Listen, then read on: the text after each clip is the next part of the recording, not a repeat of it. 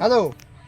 হ্যাঁ শোনো, একদম চিন্তা করো না, আমি আজকেই বলে দেখো, এত কষ্ট করে তোমাকে পাইছি, আমি কোনো রকম করে হারাতে চাই না।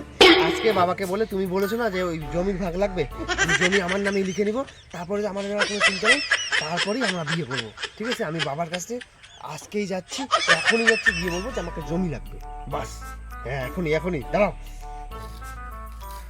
এত ঘাস সারা গরুগুলো না খায় আর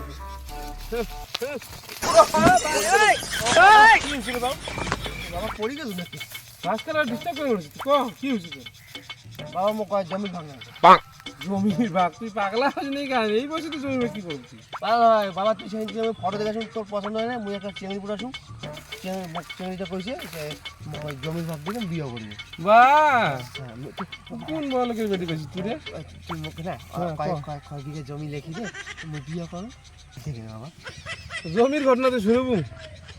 মোর যে বাবা আছে, তার যে বাবা আছে, তার যে বাবা আছে, ওই বাপ জেলা মরছে, মোর ঠাকুরদার বাপ মরছে, তারপর ঠাকুরদা হয়েছে, ঠাকুরদা জেলা মরলে সেলা মোর বাপ পাইল, মোর বাপ জেলা মরলে সেলা মোর নামে জমি হল, আর মুই যেদিন মরিম না সেদিন তোর জমি হবে। এলাই তুই করে জমি বেচবি যা, এলা জমির মাথা চিন্তা করে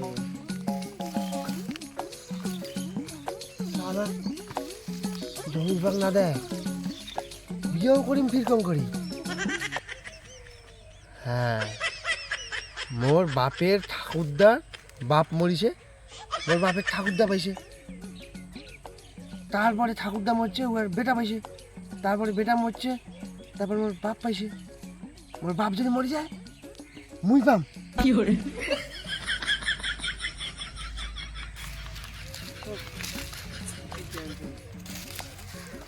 আরো কোন আসলো রে? ও বাবা আমার না করে জমি হামানো কতগুলো জমি আমার এলে এই দেখছিস না কেন 10 বিঘা জমি কেন হামারে না রে কেন আমার নাইলে জমি সব এলে ধান কাটা। আমার মনে কর তুই মরি গেলু, আমি জমি পাম। হ্যাঁ আমি বললে না তুই জমি বেশি কি করবো, যা বাড়ি যা কাজ কর। বাবা মরলে মোর জমি, মোর জমি হলে ওর বিয়াও। বাবা মরলে মোর জমি, জমি হলে মোর বিয়াও। বাবা মরলে মোর জমি, মোর জমি হলে বিয়াও। তারপরে মারতে হবে। বাবা মরলে মোর জমি, মোর জমি হলে মোর বিয়াও।